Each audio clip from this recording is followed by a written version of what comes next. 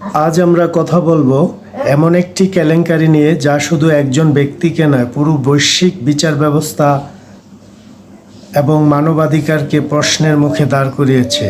এটি কেবল অপরাধের গল্প নয়, এটি মানবাধিকারের গল্প, ন্যায় বিচারের গল্প। এই আলোচিত নামটি হলো জেফ্রি এপস্টেইন, একজন ধনী প্রভাবশালী ব্যক্তি যার বিরুদ্ধে অভিযোগ ছিল প্রাপ্তবয়স্ক মেয়েদের যৌন নিপীড়ন, মানব পাচার এবং ক্ষমতার অপব্যবহার করে অপরাধ আড়াল করার। 2019 সালে যুক্তরাষ্ট্রে গ্রেপ্তার হলেও বিচার শুরু হওয়ার আগেই কারাগারে তার মৃত্যু হয়। আর সেখান থেকেই জন্ম নেয় আরও বড় প্রশ্ন, আরও বড় সন্দেহ। তার মৃত্যুর পর প্রকাশ পেতে থাকে এপস্টেইন ফাইলস, ফ্লাইট-লগ, সাক্ষ্য, নথিপত্র, যেখানে বিশ্বের বিভিন্ন দেশের রাজনীতিবিদ, ধনকুবের ও প্রভাবশালী ব্যক্তিদের নাম উঠে আসে।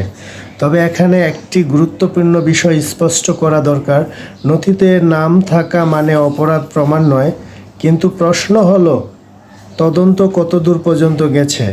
এই কেলেঙ্কারির সবচেয়ে বড় আঘাত করেছে মানবাধিকার, শিশুদের নিরাপত্তার অধিকার, নারীর মর্যাদা ও স্বাধীনতা এবং সবচেয়ে গুরুত্বপূর্ণ ন্যায় বিচার পাওয়ার অধিকার।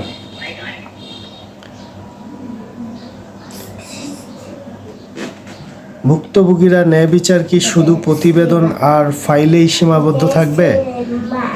জেফ্রি এপস্টেইন হয়তো তার বেঁচে নেই, কিন্তু এই কেলেঙ্কারির এখনও শেষ হয়নি। কারণ বিচার না হলে অপরাধ থামে না, বরং আমরা সাহস পাই।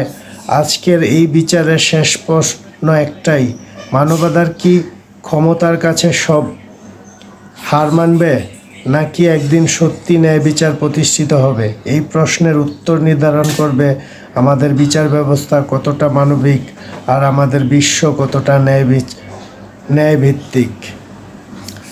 প্রিয় দর্শক, এই কাণ্ড আসলে যদি প্রকাশ না পেত, আসলে আমরা বড় একটা অপরাধ বা মানবাধিকারের যে অধঃপতন, এই যে যারা বিশ্বের নামকরা দেশগুলো যারা মানবাধিকারের সবক দেয়, এইগুলো আড়ালেই থেকে যেত।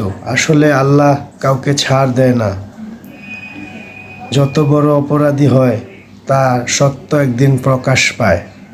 আমরা এটার ন্যায় বিচার ও সুষ্ঠু তদন্ত দাবি করছি।